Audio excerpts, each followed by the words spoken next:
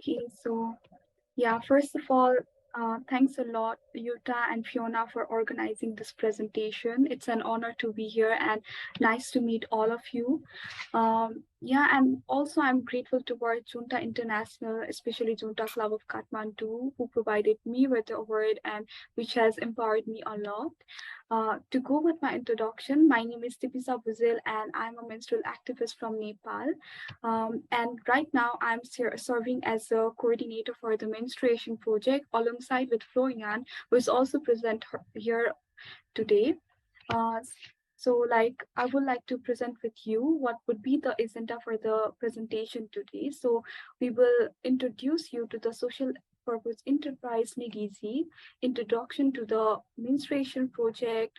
Like, we will talk about the national-wide survey that we did in Nepal and implementation of our social business and development of a compostable menstrual pad, awareness campaign around women health with new approach, we ahead for our project, and yes, let's make the world a better place together. So before starting, I would like to tell you a little bit about my story with Nidisi. So how I'm connected with Nidisi and why I work here. So in 2015, there was a huge earthquake in Nepal, which destroyed my house and my parents' workplace, which made it difficult for me to go back to school. But thankfully, with the support from Nidisi, I could continue my education, and which has empowered me in a lot of ways. So I was one of the first students from Nepal, uh, which was supported by the Nidisi's education project. Since then, I am there with Nidisi, and in 2020, I started volunteering with Nidisi. And in March, we Nidisi enabled us to initiate the menstruation project together with the team members, and here we are. So now I would like to hand over to Sarah, who's our co-founder and co-CEO of Nidisi. Thanks a lot, Dipisha, for this introduction. Yes, I'm one of the co-founders and one of the co-CEOs of the social purpose enterprise Nidisi. And after gathering some professional experiences in the field of consulting as well as in the field of scientific research, I went to Nepal, and that was the very moment where I was able to meet Dipisha for the very first time in my life. And Dipisha actually had a huge impact in my life because she opened my eyes and made clear to me the position women have in society, especially in the Nepalese context. So this changed my life in the sense that I quit spending my lifetime in profit maximizing international companies, but I wanted to do something with my life which makes more sense in a social and ecological point of view. And this is my very story, how I started with Nidisi. And please, next slide, Dipisha. Yeah, and now I would like to talk a little bit more about the origin of Nidisi. Sorry, the slide didn't move on. Yes. Yes, sorry for the glitch. Like the electricity was gone here. Like the electricity is not stable here in this place, so I was lost. So yeah, Yuta, I think it's better that you share the presentation. Okay. Okay. Thanks a lot. I'm going to explain anyways. I think it's also okay if we do not have the pictures with it right away. So as Dipisha already said, one of our main initiators of Nidisi has been in Nepal during the devastating earthquake in Nepal in 2015, and started a spontaneous appeal for donations and started with emergency aid, such as providing. Is this the right OHP, or should I move further? No, it's one slide before. Sorry. This one. Yes, this one. Thanks a lot. Yeah, so we're now emergency aid. Fabian, who is also here today, started with some emergency aid together with his guest brothers. to provide people, especially in the mountain villages, with food and also tents.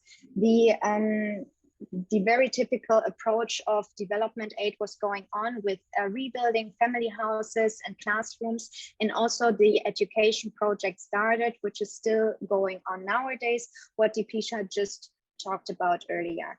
And simultaneously, there was the founding of the Student Initiative in Nepal, so our former name. And especially at this very young time of the Student Initiative, some crisis of mind emerged. There was a critical questioning of ourselves, of the approach we are actually doing here, because there was the feeling that we're actually creating more dependencies than we're empowering and people. But luckily we went out of this crisis stronger than we were before, because we completely changed our approach into implementing social businesses. Afterwards, we had a very big professionalization process in the last 2 years ongoing, and finally the transformation last year to the social purpose enterprise Nidisi. And now please to the next slide. Okay. So what does actually social purpose enterprise mean? That means we are a non-profit organization which is founded in steward ownership. Steward ownership, you may have heard about it in regards of the Bosch Foundation or in regards of Ecosia. That means that we always said that we are legally bound to always set purpose over profit. That first of all means Nidisi belongs itself. So we as founders with a investment, but if we at one point decide to drop out, that means we always go out with the same amount of money we went in. So we are here definitely not for the money, but we are here for the purpose because we really believe in it. Also, another thing is that we are not allowed to have external shareholders. That means all the decision taking within our organization is not influenced by external shareholders, but only influenced by the purpose Nidisi has. That means as long as Nidisi exists, it will serve its purpose. And now the next slide, please. So talking about the purpose, then you really, I think by now you're interested in the purpose of Nidisi and our why we are doing what we are doing. So we are convinced that most of the technical and social solutions are already out there to solve the problems of our generation. In our opinion, it lacks the active decision-taking, the creativity, the conscious, and the mindset to implement those solutions. That means often we have a feeling for what would be the right path, but for some reason we stick to the old path. And with our projects, we want to showcase and motivate and inspire other people to take a similar way and show that it is possible to create economical, ecological, and social value at the very same time. And therefore, we see ourselves as non-profit encouragers and enablers who are here to promote and support life-affirming mentalities. Because more than everything, we are convinced that humanity can do better as it does now. And to the next slide, please. And yes, exactly, thanks. So we are talking about creating social and ecological value, but how do we actually want to achieve that goal? So first of all, we have an internationally strongly committed team. So we have 5 employees in Nepal, 7 employees in Europe, and around 20 active volunteering members from 7 different countries. And below, you see our 3 main projects for the time being. The first project we ever implemented with this social business approach is the Happy Water Project. Here we implemented a clean drinking water station in a Nepalese school. But this is not only the drinking water station, this is a social business. So on the picture, you see Samjana, who is the operator of this drinking water station, and the water is being sold for a very low price to the villagers.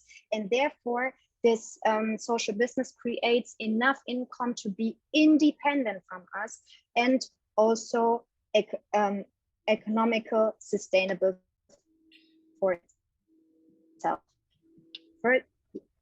furthermore, we have the revalue cycle. So as we know, the plastic problem is growing and also growing in the countries of the global south. And therefore, it is absolutely essential that we now push forward the development of the waste management infrastructure. So what we are doing with this project, we are investing in our local partners who are already active in the waste management sector to invest in more infrastructure to nudge and to push forward the further development of the sector. And then last but not least, we got the menstruation project, and therefore I would like to hand over to you, Dipisha.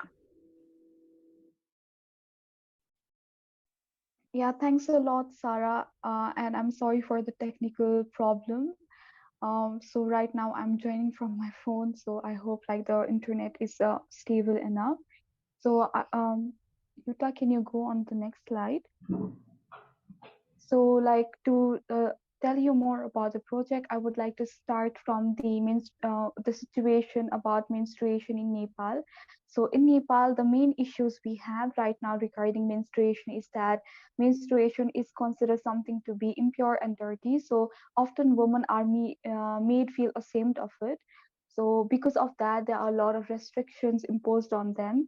For example, there is restriction to not enter the kitchen, sources of water, or to partake in religious ceremonies during their periods. And there is a strong taboos around menstruation because of lack of information and knowledge.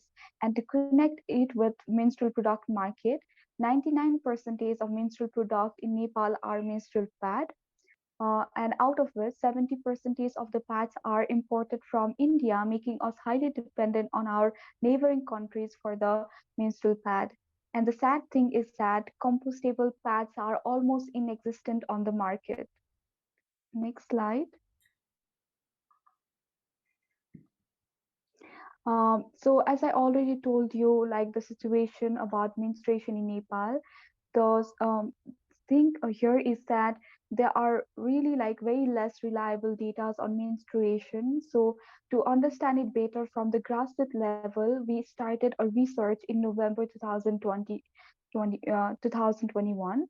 So this research was a nationwide study on menstrual product choice, accessibility, and practices. For this research, we went to 13 districts of Nepal to do in-person interviews with 820 women about their menstrual experiences. The main goal of the research was to understand the position of women towards the restriction imposed on them, to improve the scientific knowledge on menstrual product choice, accessibility, and practices, to collect data that allow us the development of an efficient market strategy for the dispersal social enterprise. Next slide.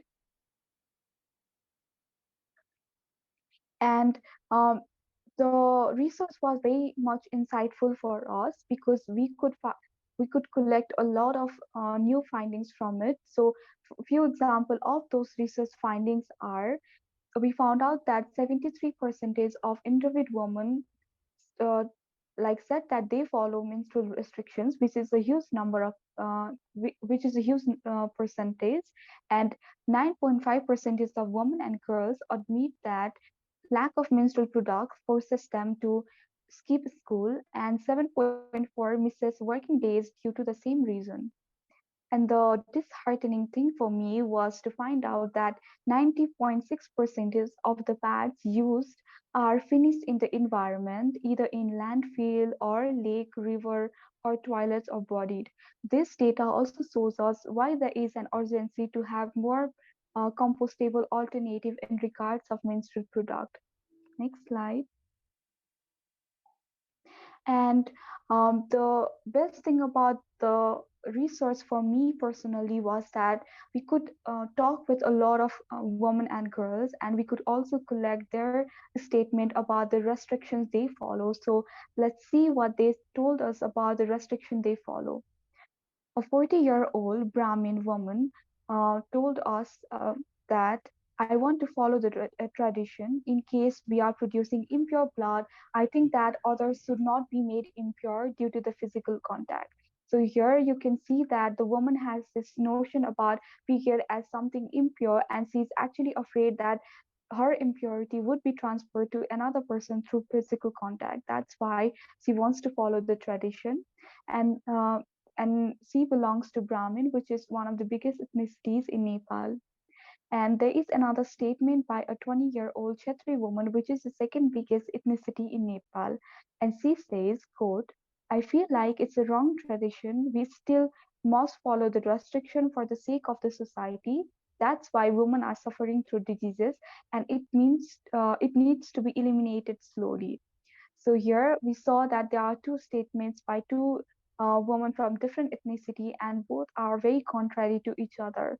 The first one shows us the situation, the reality of majority of women in Nepal, whereas the second one shows us that the situation is changing slowly and it is hopeful, and with projects and with like more projects coming together, it will change soon.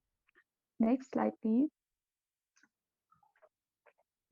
That's why, like, as I already shared with you, like the research findings and the situation regarding menstruation, that's why we were motivated to start our project to encourage more women to feel comfortable with their nature. Our goal with the project is to provide all women with access to menstrual products to improve their health and reduce the risk of discrimination and social exclusion. To this end, we will produce affordable and fully compostable menstrual pad in Nepal via the social business called Isparsa, which will be registered as a non-profit company in Nepal. Next slide. And uh, like our main aim of the project is to have a comfortable compostable pad with good retention quality. Our pad is being made of three different layers. The first layer is non-woven cotton, the second layer is banana tree fiber, and the third layer is cornstarch bioplastic. And for the development of the pad, we collaborated with University of Pagora from France. We also did testing on our pad to have the to test the water retention quality of the banana fiber. And for the test, we tested our pad alongside with European and Nepalese pad. The result of the test showed us that our pad can absorb 10.1 its weight in water, and it's thus the best natural fiber pad in terms of retention without the super absorbent polymer, which is used in most of the commercial pad and is harmful for the nature. So as you can see in the graph, our pad Sporza came in the fifth position while we compared the retention quality with other best brands from Europe and Nepal. So this actually um, makes us realize that how good quality absorbency the banana fiber has. Next slide, please. And now I would like to share with you how Sporza will work. So this is the model of a sporcer that we are building in Nepal, and for like as you can see that the other raw material that are made that will be used to make the pad would be coming from direct suppliers of raw materials, but the banana tree would be harvested from the farm. And the problem with banana tree is that every time when the fruits are harvested, farmers have to cut down the trees, which is producing agricultural waste for them because it is difficult for them to manage it, and when left unmanaged it can bring pests and diseases to the plant. So we want to use that agricultural waste.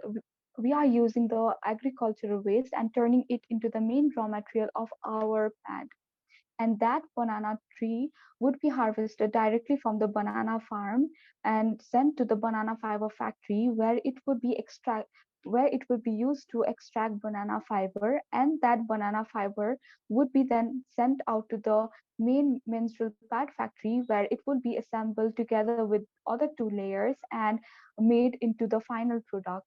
This final product, which will be the Spursa pad, would be sold out through B2B channel, and all the revenue that will be generated will be reinvested into the company to make it financially stable, and all the profit would be gone to finance awareness campaign and women's right advocacy. Next slide. And as I shared with you that we want to support awareness campaign through our project, which we are already doing since 2020. So right now we are in verse of launching our Spursa Ambassador program soon, which is a sustainable and impactful approach towards awareness campaign. The method of the awareness of the ambassador program would be to create a network of 14 motivated Nepali youth who will organize workshops and discussion on MHM in their own community. The goal of the program is to deliver menstrual health workshops to 20,000 primary school girls and boys in the first year and to organize 56 educative community discussion and open events promoting female reproductive health and gender equality in the first year. And the main aim is to understand local community specific regarding menstrual exclusion and gender discrimination. Next slide. And this is the finance plan of a sponsor. So our plan is to produce to reach 3,000 pads per day sales volume in the year three. So for us, year one would be 2023.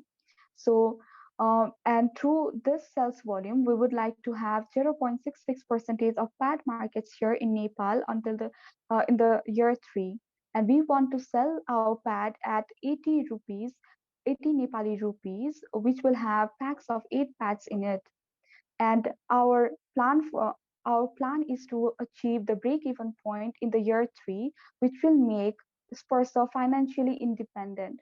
So you can also see the key financial data from year one to year three in the left side uh, of the slide, and this shows that we are slowly with each year we are slowly increasing our sales and then reaching the break even point. Why we are taking a small step is that we know that it will take us time to reach the sales volume and also to generate the supply chain. So we want to take a small step and then achieve break even point.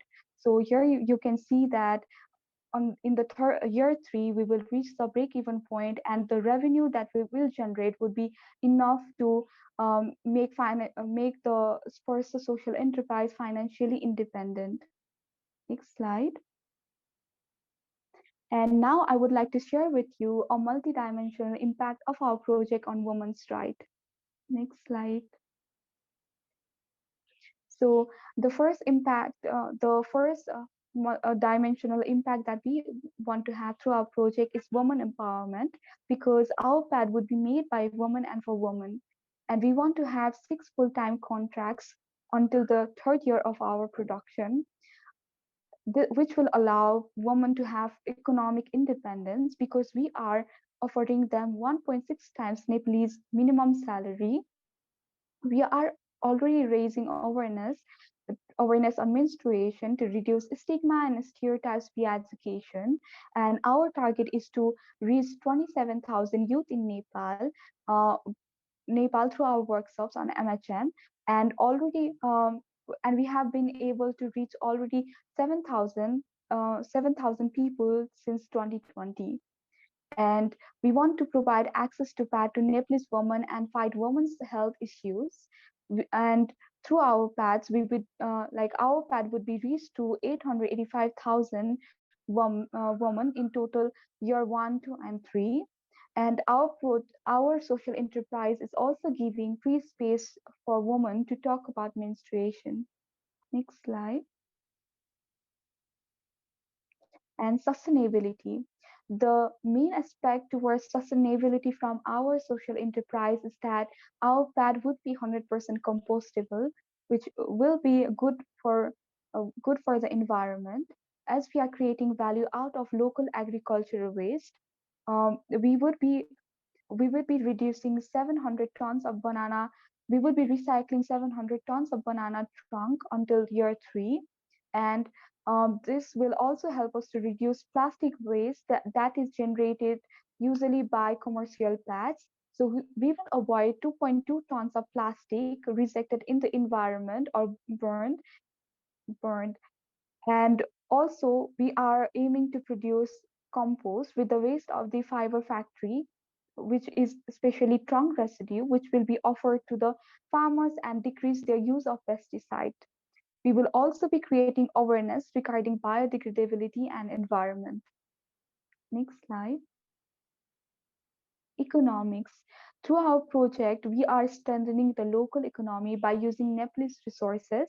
Our social enterprise has the aspect of good scalability and independence because we are designing our own machines and producing our own raw material. And we are bringing capital from the global north into sustainable social business from the global south. Next slide, please. And what is our way ahead in the future? So, like in November 2022, we want to have our new series of tests with new version of the prototypes.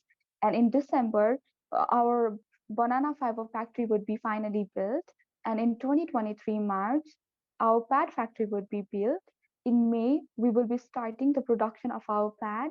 And in June 2023, we will have our first sale of the pad, and in 2024 August, we will reach our production 800 pads per day. And in autumn 2025, we will reach our break-even point. Next slide, please. And this is the project budget that we have. So as you can see here, for the year 2022 and 2023, we have the budget of 96,000 euro. And for the year 2024, we have the budget of 53,000 euro. Next slide. But from the 96,000, we have, thanks to the foundation and organization that has been supporting us, we have most of the budget required for this year, but we are still missing 10,000 euro, which is the minimum budget um, we will be needing for that year. But not to forget that we are still missing 54,000 euro from the budget of 2024. Next slide, please. Action to call. Yes, of course, um, we would like to have as much support from everyone as possible, but uh, but in a bigger form, we would like to have more people to join us together in this journey of our project to provide all women in Nepal with access to menstrual product and educate through awareness campaign and advocate for women's rights. And for that, we need your support. So as I shared with you that we are still missing minimum 10,000 euro for the industrial equipment of the pad factory, which are generally pad machine, pulverizer, industrial press, furniture, and tools. So for us, for the moment, the greatest support we can have would be this, but we would also like to have the greater network of Jonta to have a support in other aspect of our project. Next slide, please. And thanks a lot for everyone for your patience and for listening to our presentation. It was really nice to have you here listening to us. So I would like to end this presentation by saying that we are Nidisis and we believe that humanity can do better. And thank you so much. Thank you very much, Dipisha. That was very nice.